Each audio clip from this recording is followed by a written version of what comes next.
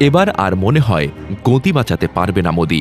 দেশে দেশে সংখ্যালঘু নির্যাতন, বিশেষ করে ভারত ও বাংলাদেশে মুসলিম সহ সংখ্যালঘুদের ওপর আক্রমণের অভিযোগে মার্কিন নিষেধাজ্ঞার আওতায় আসছে ভারতীয় গোয়েন্দা সংস্থা র। অনেকে বলছেন আন্তর্জাতিক খেলোয়াড় ডক্টর ইউনূসের একের পর এক মোক্ষম চালে নাস্তানাবুদ হচ্ছে হাসিনা আর মোদি। দীর্ঘদিন থেকে ভারতের গোয়েন্দা সংস্থা রয়ের বিরুদ্ধে দেশে বিদেশে রয়েছে নানা অভিযোগ। ইন্ডিয়ার মুসলিম অধ্যুষিত প্রদেশগুলো অভিযোগ আছে র হিন্দু জাতীয়তাবাদী দল বিজেপির হয়ে সংখ্যালঘু মুসলিম নির্যাতনের। বাংলাদেশেও ফ্যাসিস্ট হাসিনাকে টিকিয়ে রাখতেও কাজ করেছে এই ভারতীয় গোয়েন্দা সংস্থা। শুধু তাই নয়, অনেকে অভিযোগ করেন বাংলাদেশেও ধর্মপ্রাণ মজলুমদের ওপর নির্যাতন করেছে র।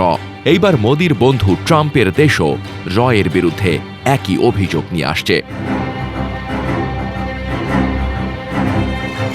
যুক্তরাষ্ট্রের commission on international religious freedom এক প্রতিবেদনে ভারতের সংখ্যালঘুরা দিন দিন খারাপ পরিস্থিতির শিকার হচ্ছে বলে উল্লেখ করেছে। সেই সঙ্গে এটি শিখ বিচ্ছিন্নতাবাদীদের গুপ্তহত্যা ষড়যন্ত্রে জড়িত থাকার অভিযোগে ভারতের গোয়েন্দা সংস্থা রিসার্চ অ্যান্ড অ্যানালাইসিস উইং এর ওপর সুনির্দিষ্ট নিষেধাজ্ঞা আরোপের সুপারিশ করেছে।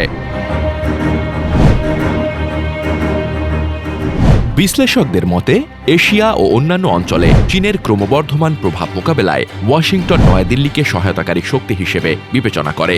তাই ভারত মানবাধিকার সংশ্লিষ্ট এইসব বিষয়গুলো উপেক্ষা করে গেছে। 2023 সাল থেকে যুক্তরাষ্ট্র ও কানাডায় শিখ বিচ্ছিন্নতাবাদীদের লক্ষ্যবস্তু করছে ভারত, এমন অভিযোগে দুই দেশের সম্পর্কে উত্তেজনা বেড়েছে। যুক্তরাষ্ট্রে এক শিখ নেতাকে হত্যার ঘটনায় সাবেক ভারতীয় গোয়েন্দা কর্মকর্তা বিকাশ যাদবের বিরুদ্ধে অভিযোগ তুলেছে যুক্তরাষ্ট্র। তবে ভারত তা অস্বীকার করেছে। শিখ বিচ্ছিন্নতাবাদীদের নিরাপত্তা হুমকি হিসেবে দেখে থাকে দেশটি।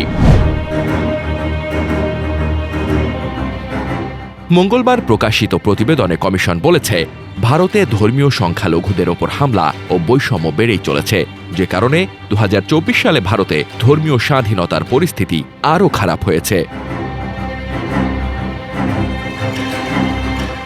আরও বলা হয়েছে, হিন্দু জাতীয়তাবাদী প্রধানমন্ত্রী নরেন্দ্র মোদী ও তার ভারতীয় জনতা পার্টি বিজেপি গত বছরের নির্বাচনী প্রচারে মুসলিম ও অন্যান্য ধর্মীয় সংখ্যালঘুদের বিরুদ্ধে ঘৃণামূলক বক্তব্য ও মিথ্যা তথ্য প্রচার করেছেন। গত বছরের এপ্রিলে মুসলমানদের অনুপ্রবেশকারী হিসেবে উল্লেখ করে তিনি বলেছিলেন, তারা বেশি বেশি সন্তান নেয়। আন্তর্জাতিক বিশ্লেষকরা বলছেন, রয়ের বিরুদ্ধে এই নিষেধাজ্ঞা কার্যকর হলে দেশে ও বিদেশে চাপে পড়বে মোদী সরকার। বাংলাদেশের পদচ্যুত প্রধানমন্ত্রী শেখ হাসিনাকে আশ্রয় দিয়ে এমনই নানা চাপে রয়েছে ভারত। এখন রয়ের বিরুদ্ধে মার্কিন এই নিষেধাজ্ঞার ধাক্কা সামলাতে পারবে না মোদী।